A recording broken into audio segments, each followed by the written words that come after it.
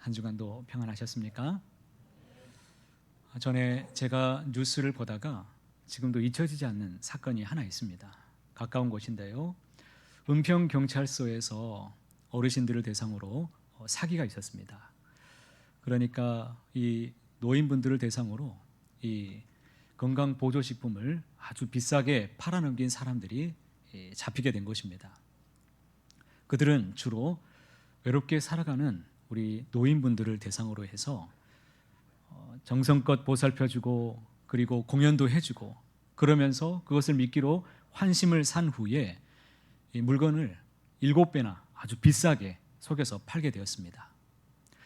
그런데 그것보다도 더 안타깝고 가슴 아픈 사실은 이 사기당하신 어르신들이 경찰서에 찾아와서 탄원서를 썼습니다. 그분들이 정말 우리를 잘 보살펴줬다, 선처해달라고 요청한 것입니다.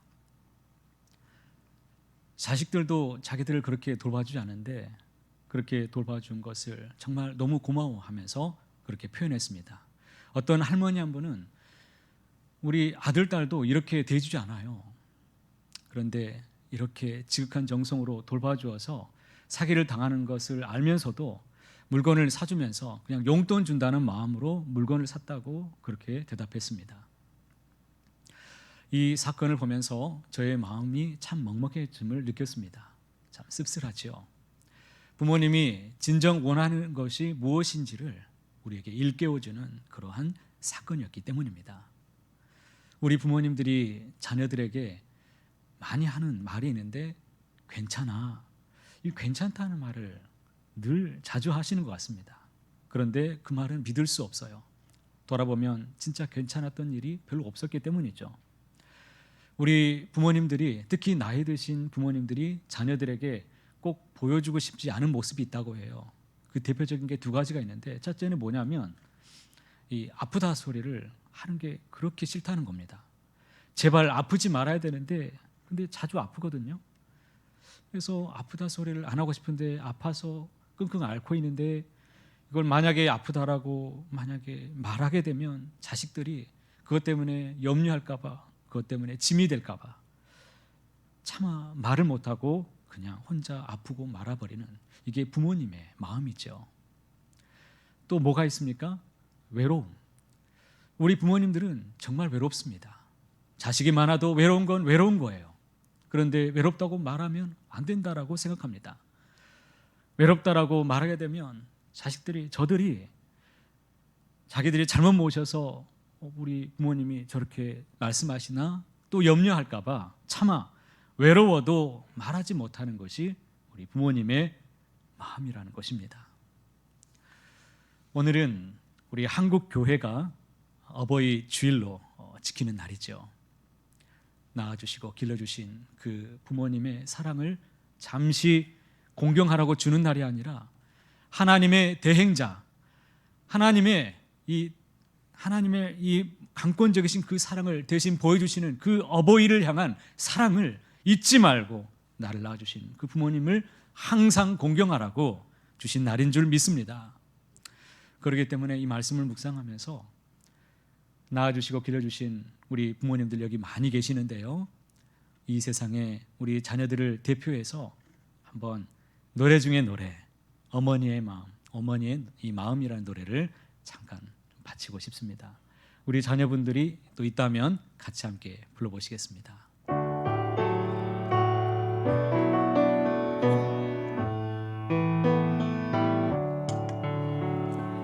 나 실제 괴로움 다 잊으시고 기르실 밤낮으로 애쓰는 마음, 진짜 마른 자리 가라앉으시며 손발이 다 닳도록 고생하시네.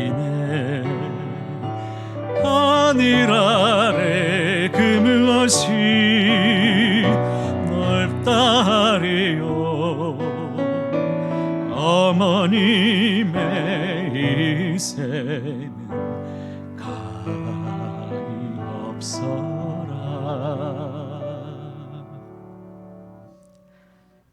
낳아주시고 길러주신 우리 모든 부모님들께 진심으로 감사합니다. 우리 자녀들은 그 부모님의 놀라우신 사랑을 단 한시도 잊지 말고 항상 은혜 갚는 그 일에 힘쓰며 살아가야 될 것입니다. 이것이 하나님의 뜻이고 우리 하나님을 기쁘시게 하는 일인 줄 꼭 믿으시기 바랍니다. 우리가 잊지 말아야 될 분이 또 한 분 계세요. 그 은혜를 생각하고 늘 감사를 늘 새기며 살아야 될 부모님, 우리에게는 하나님 아버지가 계십니다. 세상에 그 어떤 종교가 자기가 믿는 그 대상인 신을 향하여 아버지라고 부를 수 있는 종교가 과연 어디 있습니까? 우리 기독교만 가지고 있는 아주 독특한 것이 무엇이냐면 하나님을 아버지라고 부른다는 것입니다. 사람들이 그러면 이제부터 하나님을 아버지라고 부릅시다, 그렇게 해서 만들어진 것이 아닙니다. 감히 그 누가 하나님을 아버지라고 부를 수가 있겠습니까? 예수님께서 살아계시는 그 동안에 하나님을 아버지라고 우리 예수님은 부르셨습니다. 그랬더니 사람들이 신성모독이라고 모함하고 얼마나 괴롭혔는지 모릅니다. 그 이유 때문에 예수님께서 십자가에 못 박혀 죽으시는 그런 일도 이유가 있었습니다. 여러분, 감히 그 누가 하나님을 아버지라고 부를 수 있습니까? 그런데 여러분, 하나님을 섬기는 종으로 우리를 부르시지 않으셨습니다. 하나님을 사랑하는 그 자녀로 우리를 불러주셨습니다. 자녀로 우리를 삼아주셨습니다. 하나님이 아버지라고 부르시라고 하신 것입니다. 그러니까 하나님과 사람의 관계가 부모와 자녀의 관계, 이 인격적인 관계가 되었다는 것이죠. 이것이 바로 우리 기독교 신앙의 아주 독특한 점입니다. 그러면 여러분, 하나님이 우리의 아버지라고 하신 것은 과연 어떤 의미가 있습니까? 그냥 명목상의 종교적인 표현으로서 아버지가 아니라 하나님이 우리의 아버지가 되신다는 것은 하나님께서 우리의 삶을 다 책임져 주신다는 그런 의미가 있습니다. 내 삶을 하나님이 책임져 주신다는 거예요. 사랑하는 성도 여러분, 하나님이 어떤 분인지 우리는 잘 알아야 됩니다. 하나님을 잘 모르게 되면 하나님을 자꾸 오해하게 됩니다. 내가 어떤 잘못을 범하게 되면 하나님은 나에게 징계하시는 무서운 분으로 우리가 생각하기 쉽습니다. 물론 내가 잘못을 범하면 하나님은 징계하시지요. 하지만 그 이전에 우리 하나님은 우리를 사랑하시고 우리의 아버지가 되신다는 것을 꼭 기억하시기 바랍니다. 우리를 사랑하시기 때문에 징계도 하시는 겁니다. 그렇기 때문에 우리를 회초리도 드시는 거예요. 하나님은 우리의 아버지심을 결코 잊지 말아야 될 것입니다. 오늘은 어버이 주일인데 여기 계신 분들 중에 부모님이 계시지 않는 분들이 참 많이 있을 것입니다. 그러나 우리에게는 하나님 아버지가 계십니다. 온 세상을 창조하시고 나를 지으신 분, 그리고 지금도 여전히 나를 사랑하시는 분, 우리 아버지, 그분이 하나님이십니다. 세상에서 힘들고 어려울 때, 지치고 너무나 살기 어려울 때, 여러분, 내가 부를 수 있는 분, 내 심령 그 깊은 곳에서 진정 하나님을 아버지라고 한번 불러보시기 바랍니다. 하나님 아버지라고 말할 때 진정한, 정말 우리의 삶을 살게 하시고 힘을 주시고 용기를 주시는 놀라운 은혜를 얻게 되실 것입니다. 더 나아가서 우리 부모님의 은혜를 생각하면서 지금 어버이 주일을 우리가 감사함으로 지키는 이 날에 우리 하나님을 생각하고 하나님 아버지를 정말 그 은혜에 감사하는 마음으로 감사하실 수 있기를 간절히 소망합니다.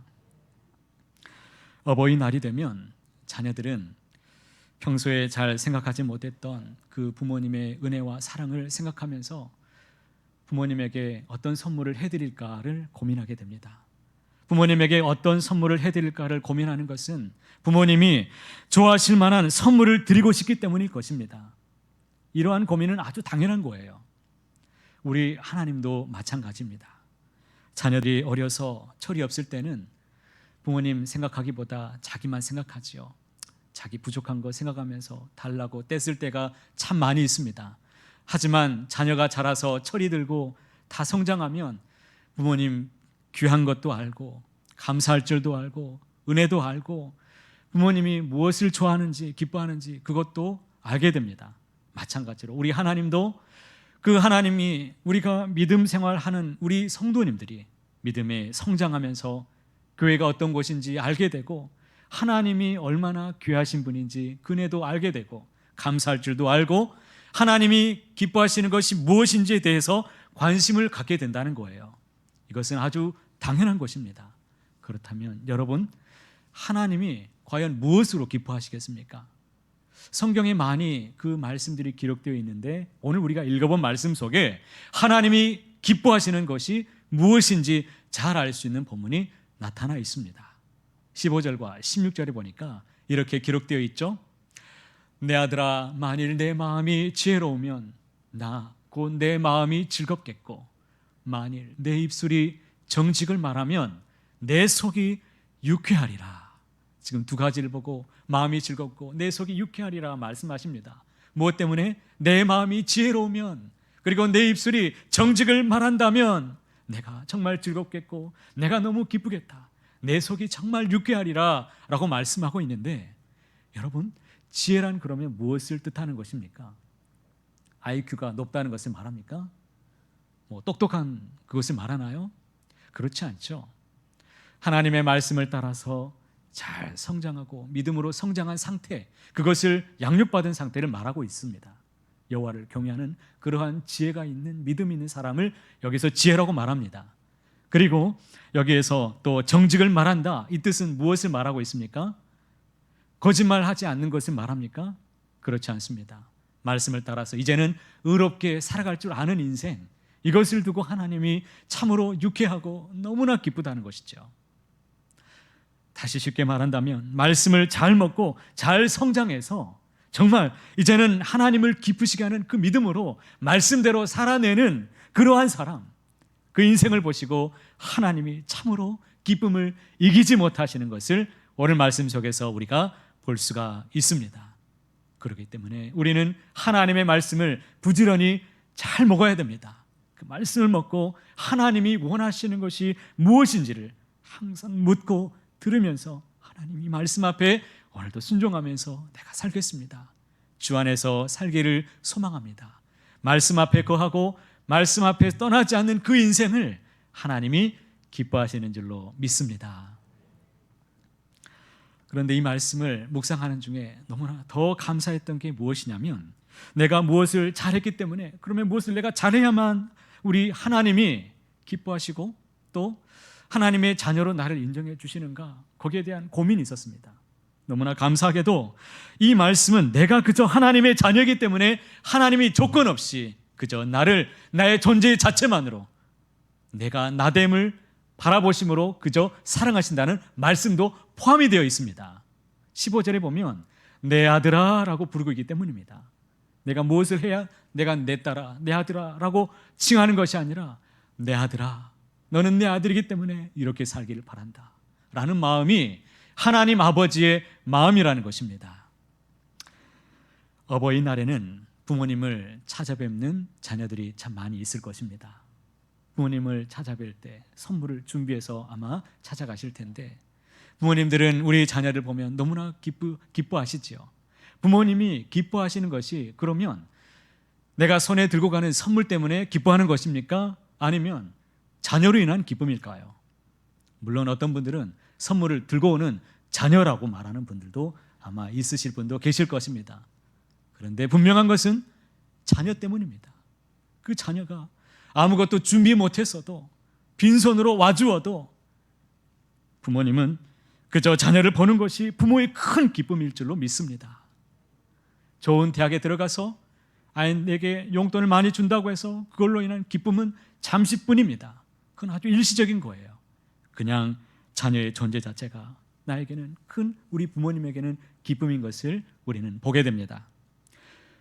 아기를 낳으면 여러분 어떻습니까? 그 엄마와 아빠, 할머니, 할아버지 핸드폰에는 온통 그 아기 사진으로 가득하지요. 그리고 이 아기 사진을 보면서 자랑하기도 합니다. 그리고 심지어는 아직 태어나지도 않았는데 이 초음파 사진을 가지고 자랑하기도 하지요. 심지어 잘생겼다고 이렇게 자랑도 합니다. 그럴 때면 어떻게 대답해야 될지 당혹스럽죠. 아기가 무엇을 해드린 것이 없습니다. 아기가 한번 웃어주면 그렇게 행복합니다. 엄마, 아빠라고 불러주면 얼마나 좋습니까? 그때 또 너무 행복하지요. 아기가 기어다니다가 이제 일어서겠다고 아장아장 걸어보려고 하면 그때 또 너무 신기하고 행복해합니다. 아기의 두 손을 잡아주면서 아장아장 걷도록 도와주는 그때 얼마나 행복합니까? 그런데 이 손을 놓아줘야 될 때가 있어요. 아장아장 걷는 이 손을 언제 놓아줘야 될까요? 아기가 혼자 이제는 걷겠다고 할 때 손을 뿌리칠 때가 있어요. 그때는 반드시 놓아줘야 됩니다. 아기가 혼자 걷는데 뒤뚱뒤뚱 아주 위태롭게 걷는데 넘어져도 아기는 신이 납니다. 자기가 해냈다고 벌쩍벌쩍 뛰면서 막 걷는데 한 걸음 한 걸음 발을 떼며 걷는 그 아기의 모습을 한번 상상해 보시기 바랍니다. 사실 부모가 아기의 손을 놓아주는 그 순간부터 그 아이에게는 이미 이 거친 세상을 홀로 설 준비가 시작된 것입니다. 떠나보낼 준비가 이미 그때부터 시작된 거예요. 여러분, 성경에서 가장 훌륭한 부모는 어떤 부모일까요? 자녀를 떠나보낼 준비를 하는 부모가 가장 훌륭한 부모다라고 성경에서 말합니다. 그러면 어떻게 준비를 시켜야 되는 것일까요? 지난주에 우리가 말씀을 나누었죠. 어떤 유산? 자녀에게 믿음의 이 유산을 남겨줄 수 있는 그 부모가 가장 훌륭한 부모입니다. 그 믿음으로 그 유산을 따라 살아가는 디모데와 같은 인생을 만들고 세워주고 기도하는 그 부모가 가장 훌륭한 부모인 줄 믿습니다. 여기에 한 가지 오늘 더 있습니다. 시편 127편 4절과 5절 말씀에 보니까 이 말씀을 여러분이 함께 읽어주시겠습니다. 이것이 그의 화살통에 가득한 자는 복되도다. 이것은 부모에게 주신 말씀이면서 동시에 자녀에게 주신 말씀인 것입니다. 자식은 장사의 수중에 무엇과 같다라고 말씀하십니까? 화살 같다고 말합니다. 장사에게 무기 얼마나 중요합니까? 이것 없이 어떻게 전쟁터에 나갈 수 있습니까? 그렇다면 화살은 무엇을 말하는 것일까요? 믿음으로 잘 성장한, 그래서 부모님을 지켜줄 줄 알고 효도할 줄 알고 공경할 줄 아는 그 자녀를 가리키고 있는 것이 바로 이 화살입니다. 믿음으로 잘 성장해서 부모님을 공경할 줄 아는 그 자녀가 바로 이 화살입니다. 그 자녀는 정말 하나님께는 복된 인생이 될 것입니다. 그리고 많은 사람들에게 그 자식은 그 부모에게는 자랑이 될 것입니다. 신명기 5장 16절에 잘 아는 말씀이죠. 함께 읽어봅니다. 내 부모를 공경하라. 그리하면 내 하나님 여호와가 내게 준 땅에서 내 생명이 길고 복을 누리리라. 아멘. 하나님이 주신 이 약속의 말씀은 영원합니다. 이것은 하나님이 우리에게 주신, 인생들에게 주신 영원한 계명입니다. 이것은 하나님의 약속이며 반드시 하나님이 지켜낼 것입니다. 부모를 공경하는 자 하나님이 지켜주실 것입니다. 복을 주시고 이 땅에서 장수하게 하고 생명이 길도록 잘 될 수 있도록 하나님이 보호해 주심을 꼭 기억하시기를 바랍니다. 그렇기 때문에 저에게도 한 가지 소망이 있고 꿈이 있습니다. 교회가 무엇을 해야 되는가? 우리 부모님과 같은 어르신들, 교회 안에 참 우리 공동체 안에 많이 계시는데 우리 부모님들을 잘 섬기고 잘 받들고 공경하는 것이, 이것이 바로 하나님의 뜻이구나. 그 교회가 하나님 앞에서 잘 될 수밖에 없습니다. 부흥하는 교회가 될 수밖에 없습니다. 어르신들에게 잘해서 잘 안 되는 교회는 없습니다. 우리 어르신들을 잘 섬기고 공경하는 교회가 되기를 원합니다. 그래서 우리 모두가 우리 다음 세대를 위해서 사명을 다하는 교회가 되어야겠지만 뿐만 아니라 우리 부모 세대를 위해서 헌신하고 잘 공경하는 교회가 되기를 소망합니다. 온 세대, 자녀 세대에서부터 젊은 세대에 이르기까지 모든 부모 세대까지 우리가 한 공동체가 되어서 하나님을 섬기는 아름다운 온 가족이 될 수 있기를 소망합니다. 이 일에 함께 꿈을 꾸시기를 축복합니다. 또 한 가지 묵상하면서 생각이 되는 것은, 여러분, 하나님께서 우리 사람을 보며 기쁨을 이기지 못하신다고 했습니다. 하나님은 그러면 사람이 어떻게 하든 상관없이 우리가 사람만 보면 기쁨을 이기지 못하시는 분이 하나님이실까요? 우리가 어떻게 살아도 상관없는 것일까요? 그렇지 않습니다. 하나님은 사람으로 기뻐하시기도 하시지만 사람 때문에 근심하시기도 하시는 분이십니다. 창세기 우리 6장 5절 말씀 보실까요? 여호와께서 사람의 죄악이 세상에 가득함과 그의 마음으로 생각하는 모든 계획이 항상 악할 뿐임을 보시고, 그러니까 하나님은 사람을 보실 때에 기뻐하시기도 하시지만 사람 때문에 근심하시기도 하신다는 것이죠. 하나님은 하나님의 기쁨도 사람이고 근심도 사람입니다. 우리 부모님도 마찬가지입니다. 부모님의 기쁨도 자식이고 근심도 자식이에요. 왜요? 너무나 사랑하기 때문에, 그 자녀 때문에 기뻐하기도 하고 근심도 된다는 것입니다. 저와 여러분을 보실 때에 하나님은 기쁨을 이기지 못하시기도 하시지만 때로는 내 모습 때문에 근심하시기도 하신다는 것을 우리는 알 수 있어야 됩니다. 그러므로 이어지는 말씀에 이렇게 말씀하고 계시죠. 우리 17절 말씀도 읽어보실까요? 내 마음으로 죄인의 형통을 부러워하지 말고 항상 여호와를 경외하라. 다시 함께 읽어보실까요? 내 마음으로 죄인의 형통을 부러워하지 말고 항상 여호와를 경외하라. 세상에서 좋다고 하는 것을 부러워하면서 그것을 보면서 그것을 의지하면서 죄인에게 따라가지 말고 눈에 보이지 않지만 살아계셔서 역사하고 계시는 전능자이신 눈에 보이지 않는 하나님을 공경하고 두려워하라는 것입니다. 눈에 보이지 않지만 하나님을 공경하고 두려워하는 믿음이 무엇이냐? 그것이 바로 하나님을 경외하는 믿음입니다.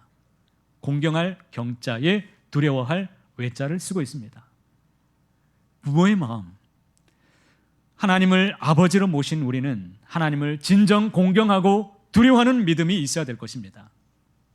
죄인의 형통, 악인의 형통을 부러워하지 말고 그 형통은 결코 이 세상에서 오래가지 않는다라고 말합니다. 예수님을 믿지 않는 사람들의 잘나감, 그 사람들의 형통, 그것은 일시적인 것이죠. 그것을 보고 아파하지 마십시오. 절대 부러워하지 말고 비교하지 말고 내 가까이 있는 사람들 예수 믿지 않아도 왜 잘 돼가는가, 그것 때문에 힘들어하지 말라는 거예요. 무엇을 보시기 바랍니까?